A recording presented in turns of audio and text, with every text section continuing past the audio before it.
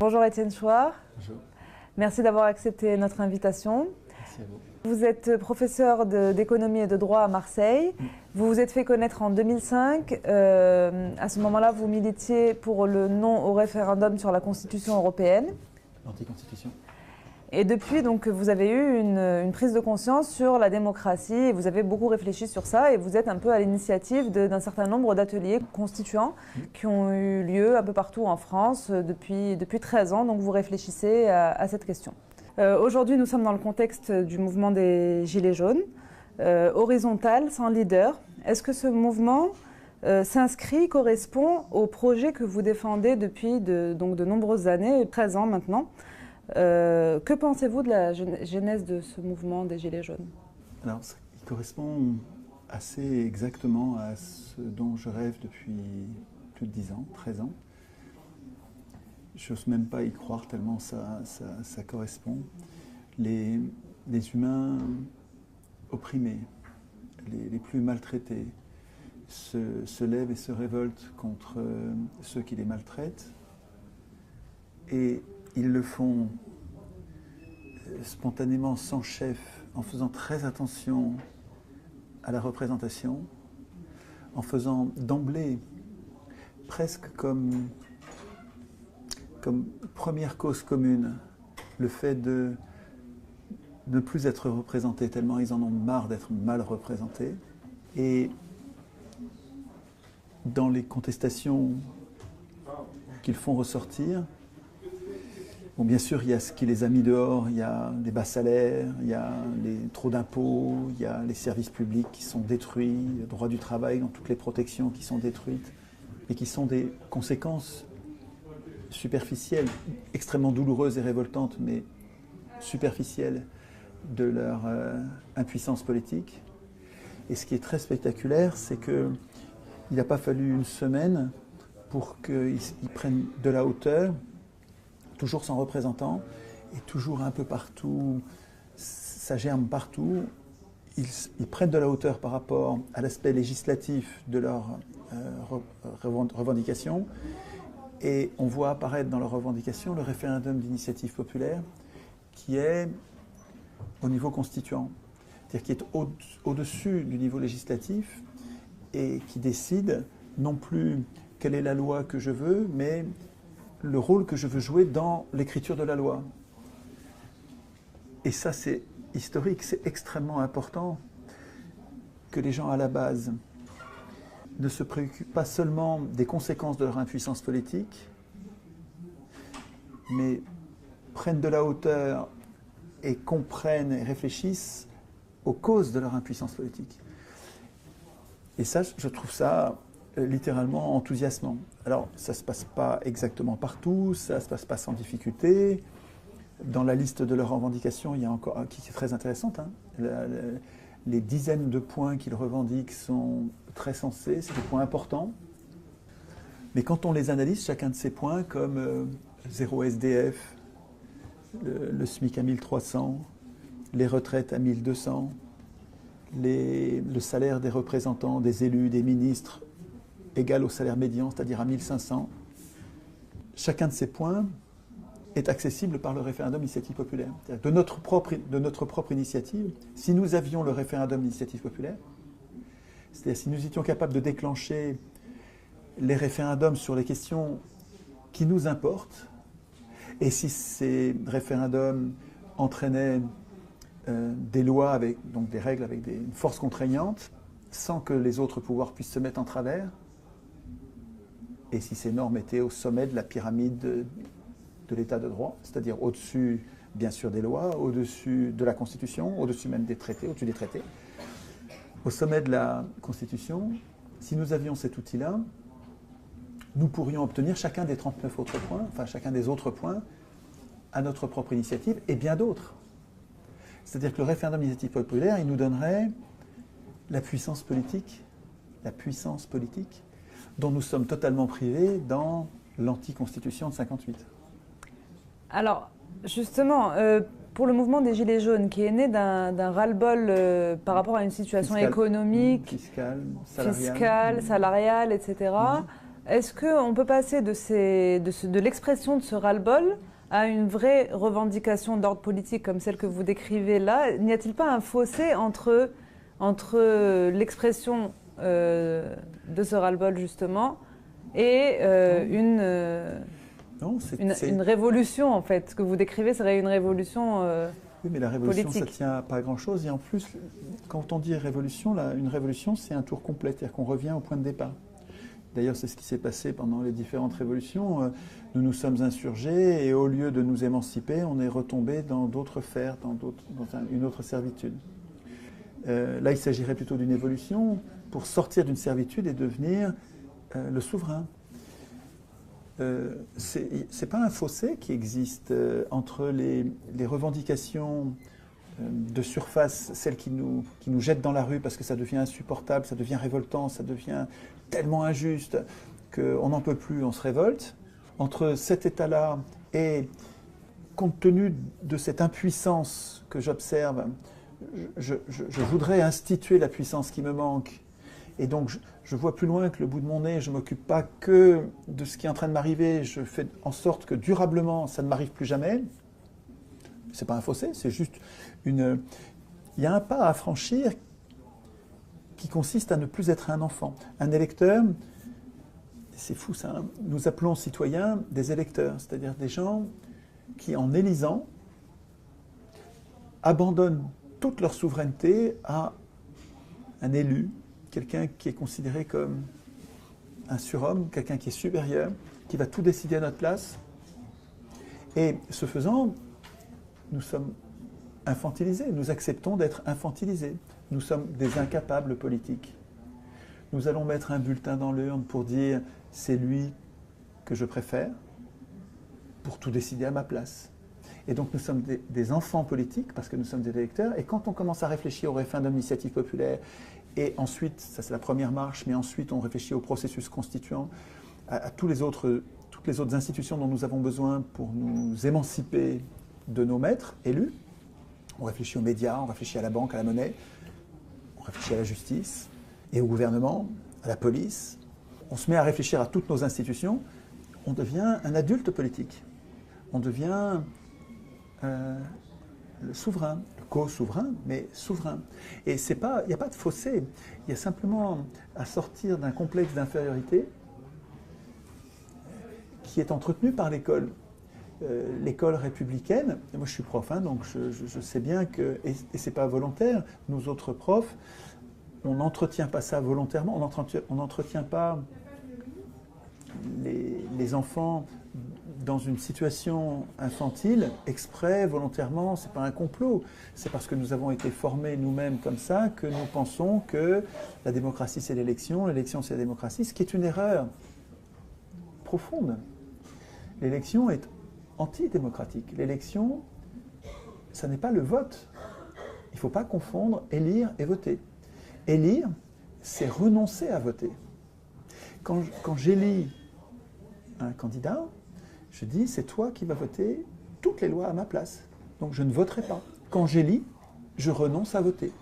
Il faut qu'on fasse attention à ne pas confondre ces deux mots. Parce que le gouvernement représentatif fonde tout le système de domination parlementaire sur l'élection. Et nous, si nous voulons nous émanciper de ces maîtres, puisque les élus sont élus par les riches, on pourra en reparler tout à l'heure, si on veut s'en émanciper, il faut qu'on devienne des citoyens. Et la citoyenneté, la démocratie, va reposer sur le vote et pas sur l'élection.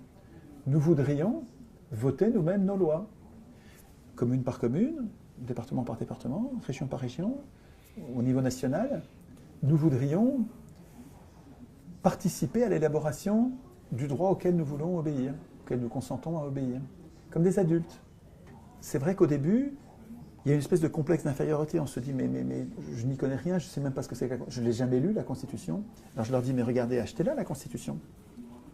Ça vaut 4 €. Faites l'investissement, vous allez voir.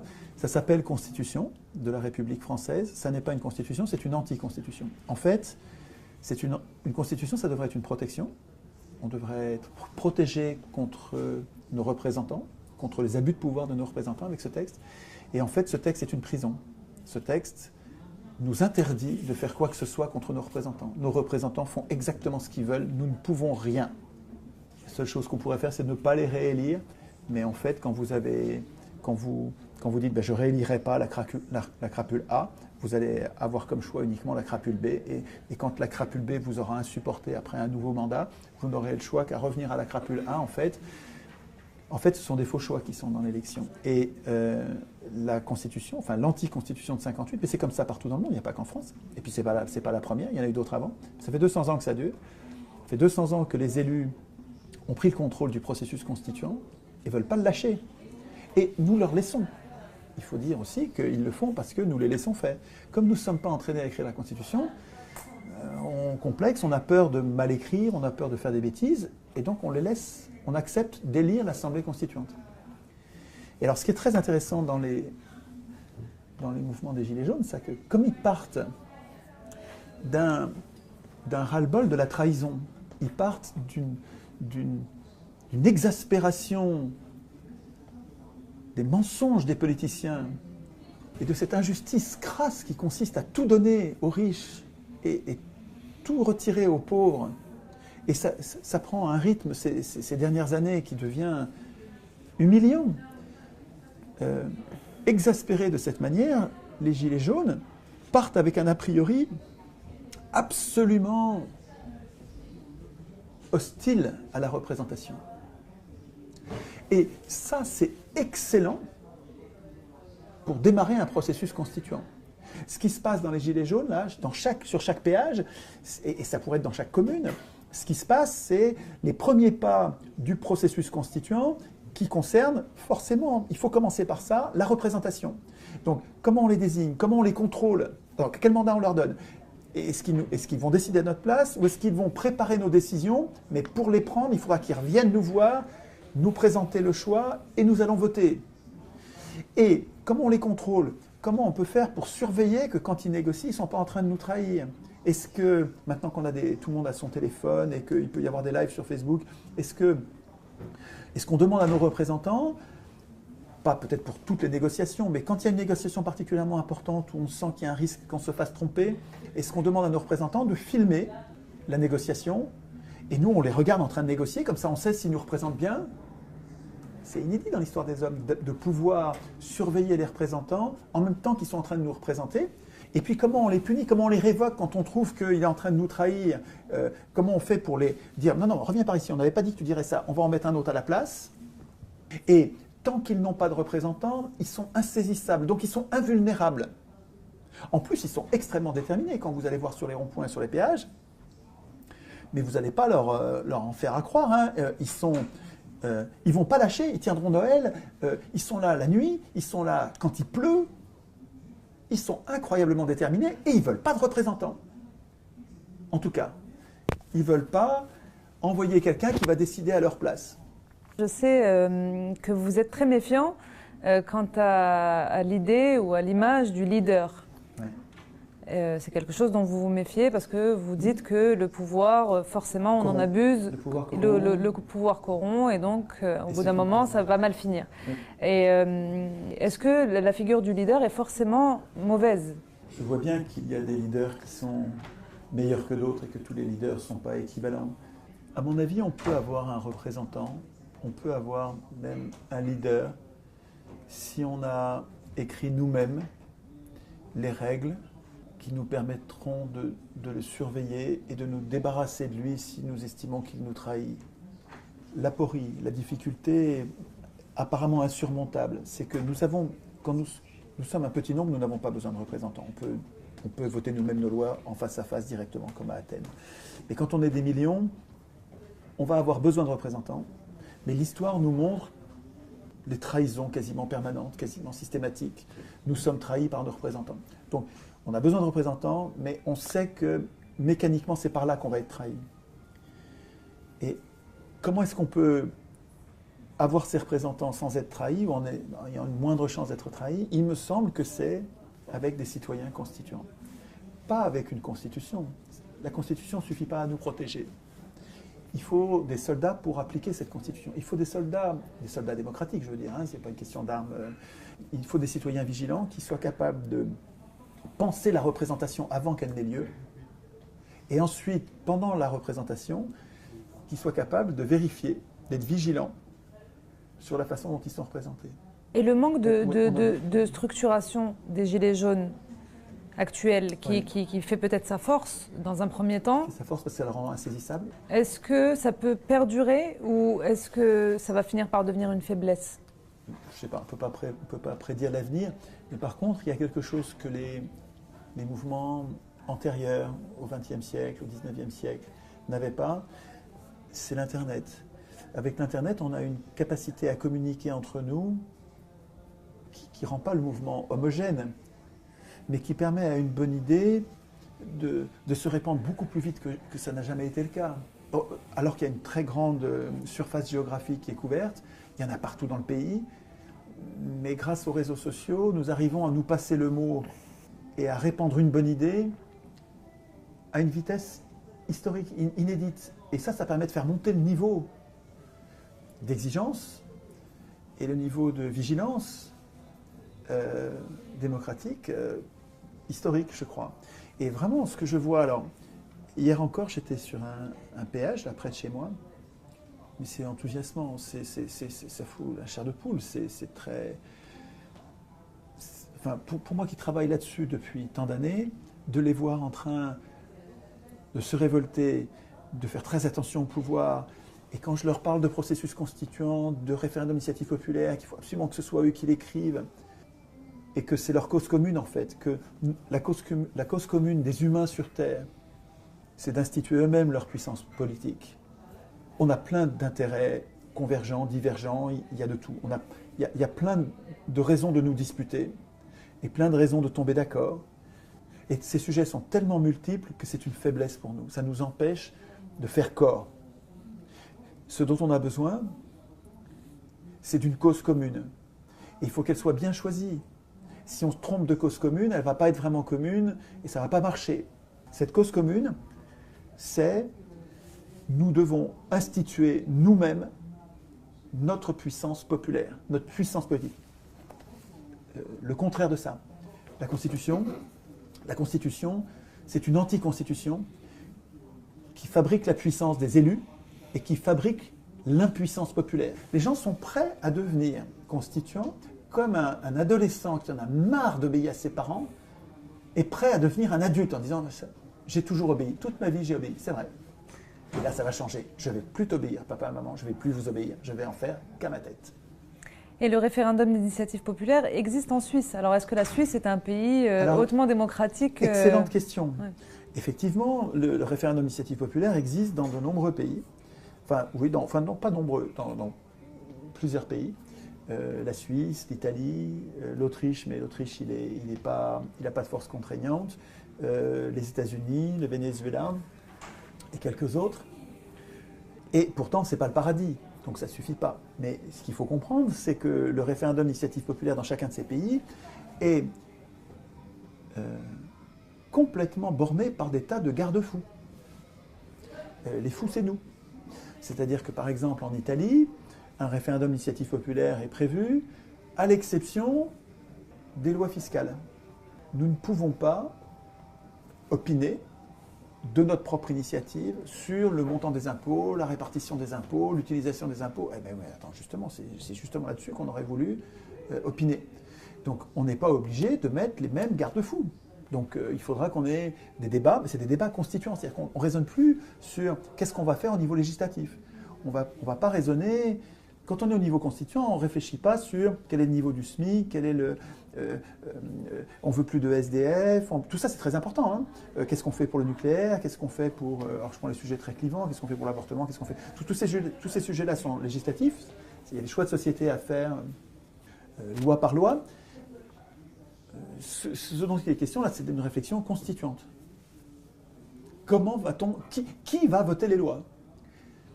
Quand les Gilets jaunes s'approprient le référendum d'initiative populaire, au lieu de s'en tenir à moins d'impôts, plus de salaires, rétablissez les services publics, au lieu de ça, ils s'occupent d'instituer leur puissance, ils ont changé de niveau en fait, ils sont en train de devenir constituants. Référendum d'initiative populaire, c'est la première marche, Et juste après, ils vont s'occuper des médias, de la monnaie, du reste. Et à mon avis, ce qu'ils devraient faire, c'est, pour obtenir quelque chose, là, ils sont trop dispersés, 40 ou 60, je crois qu'il y en a une quarantaine de revendications qui sont toutes très intéressantes, mais qui sont des revendications législatives. Il y en a une au milieu qui est le référendum d'initiative populaire. Elle est constituante. Les autres sont législatives.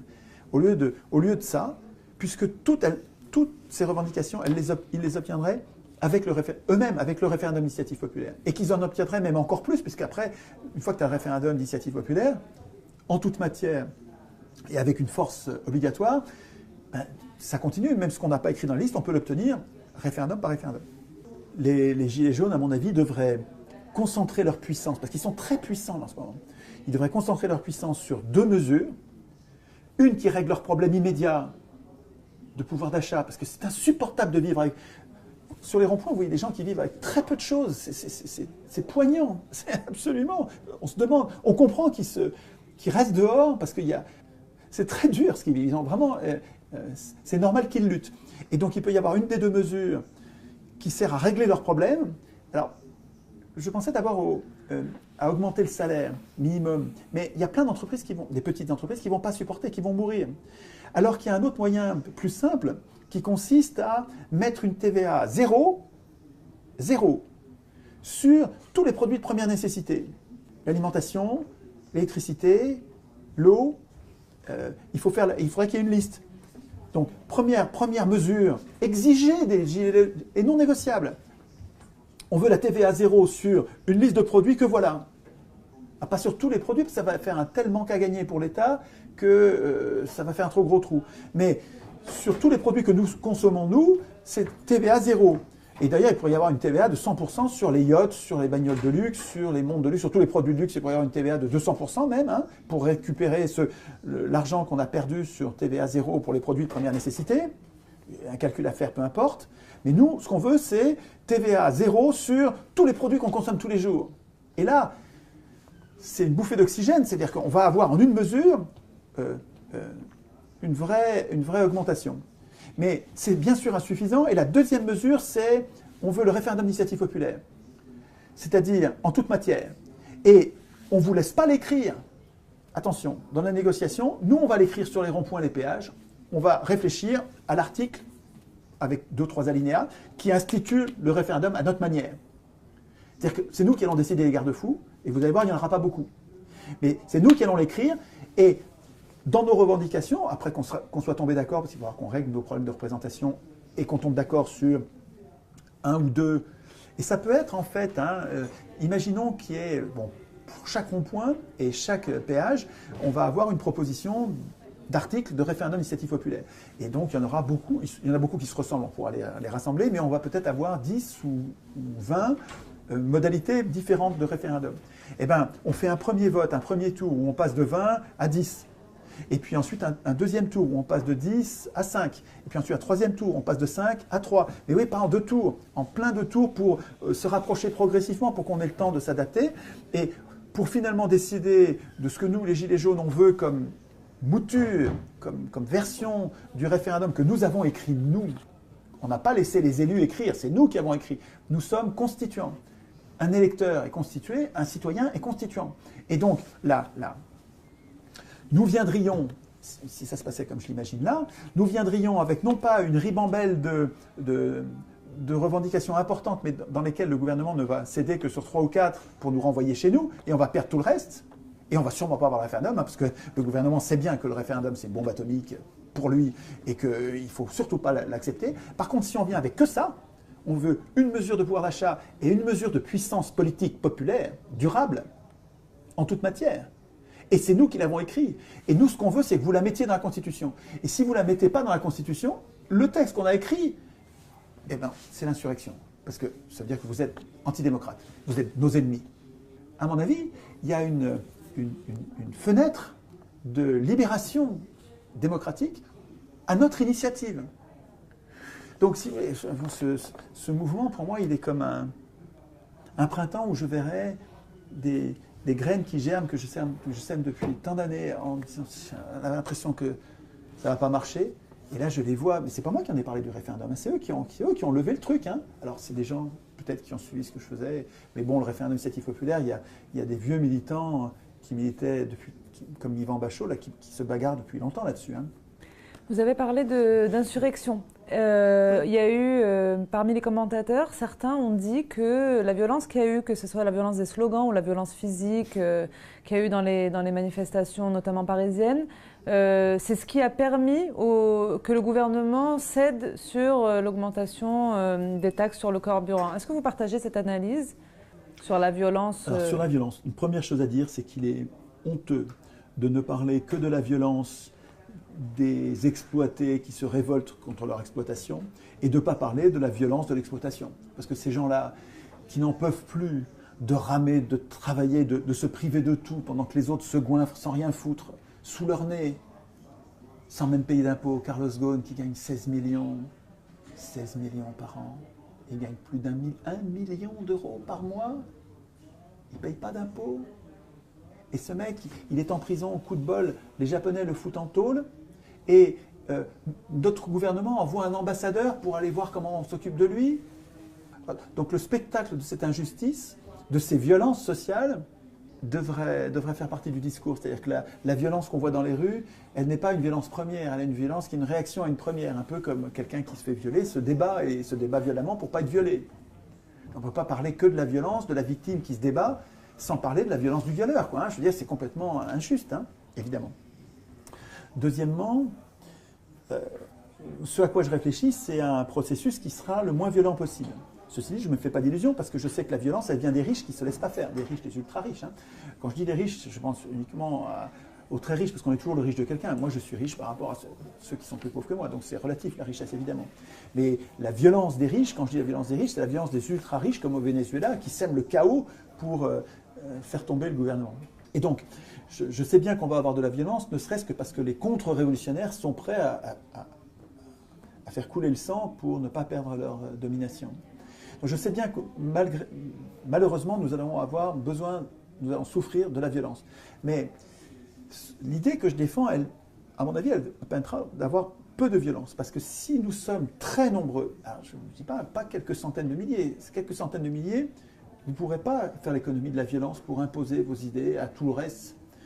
Mais si la société, et je répète, 87% des gens soutiennent les Gilets jaunes et 90% des gens veulent le référendum, veulent instituer la puissance populaire, la puissance politique populaire. Donc on a potentiellement l'adhésion de la quasi-totalité de la société. Si nous devenons vraiment constituants, c'est-à-dire que si ces gens qui veulent le référendum commencent à l'écrire, c'est à l'article 11 ou à l'article 3. L'article 3 qui dit la souveraineté nationale appartient au peuple, super, qu'il exerce, super, par ses représentants. Si c'est par ses représentants, c'est que c'est pas...